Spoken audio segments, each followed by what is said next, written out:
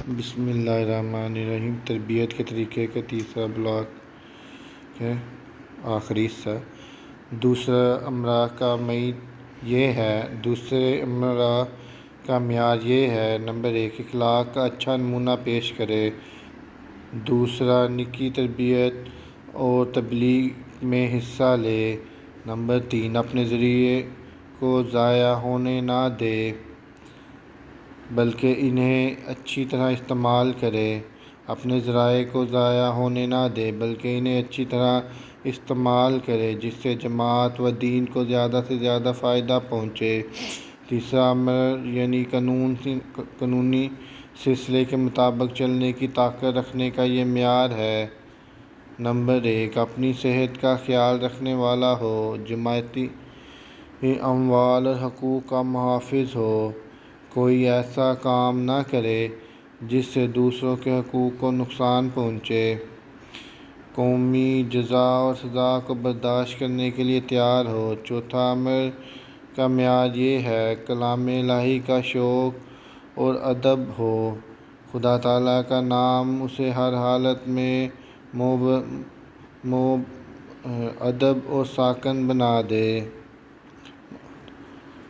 دنیا میں رہتے ہوئے دنیا سے بالکل ہی الگ ہو۔ خدا کی محبت کی علامات اس کے وجود میں پائی جائیں۔ اب بچے کی تربیت کرنے کے بعد یہ سوال باقی رہ جاتا ہے کہ جن میں گناہ پیدا ہو گیا ان سے کس طرح دور کرایا جائے۔ یہ کل بیان کروں گا۔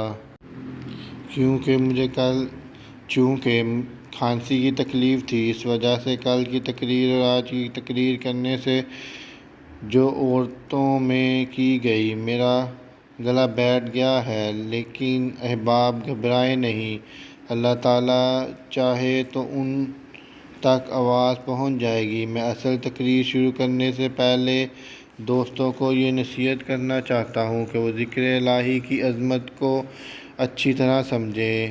یہاں وہ کسی تماشا اور کھیل کے لیے جمع نہیں ہوتے بلکہ اللہ تعالیٰ کا ذکر کرنے اور اس کا نام لینے کے لیے آتے ہیں۔ اس لیے ذکر الہی کے آداب کو مد نظر رکھنا چاہیے۔ لیکن مجھے افسوس سے کہنا پڑتا ہے کہ بعض دوست اس ادب کو مد نظر نہیں رکھتے اور بلا وجہ بلا سبب جلسہ گاہ سے اٹھ کر باہر چلے جاتے ہیں، ادھر ادھر باتیں کرتے رہتے ہیں۔ میں جانتا ہوں کہ جلسے پر ایک کافی تعداد جو 800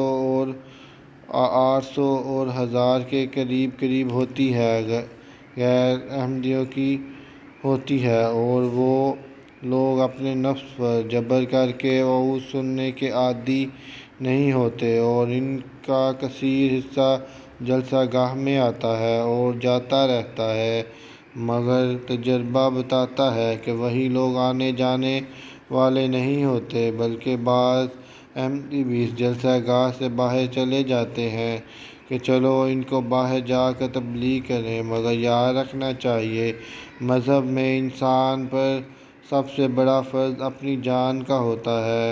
حضرت ابوبکر رضی اللہ تعالیٰ عنہ کہتے ہیں کہ رسول کریم صلی اللہ علیہ وآلہ وسلم نے فرمایا کہ جس وقت اپنی ہدایت کی فکر میں ہوں اگر کوئی دوسرا گمراہی میں پڑتا ہے تو پڑنے دو۔ اپنی ہدایت کی فکر دوسرے کی خاطر چھوڑ نہ دو۔ دین کے لیے مال قربان کیا جاتا ہے اور جان قربان کی جاتی ہے، مگر دین وہ چیز ہے کہ ساری دنیا کی خاطر بھی قربان کرنے کے لیے کوئی مومن تیار نہیں ہو سکتا۔ پس اگر کسی مجبوری کی وجہ سے جلسہ گاہ سے اٹھنا پڑے، اور بعض دفعہ ایسی مجبوریاں پیش آ جاتی ہیں جیسے قضائے حاجت کے لیے جانا، تو بے شک جاؤ، مگر فارغ ہو کر جلدی واپس آ جانا چاہیے، کیونکہ کیا معلوم ہے کہ کب وہ گھڑی آ جائے جس کے لیے انسان ساری عمر کوشش کرتا رہتا ہے۔ ایک گھڑی ایسی آ سکتی ہے کہ اس وقت ایک کلمہ انسان کو کافر سے مومن بنا دیتا ہے، اسے شیطانی سے رحمانی بنا دیتا ہے۔ حضرت عمر رضی اللہ تعالیٰ عنہ کا واقعہ ہی دیکھ لو۔ آپ رسول کریم صلی اللہ علیہ وسلم کے مخالفت میں انتہا کو پہنچے ہوئے تھے۔ انشاءاللہ باقی آگے کبھی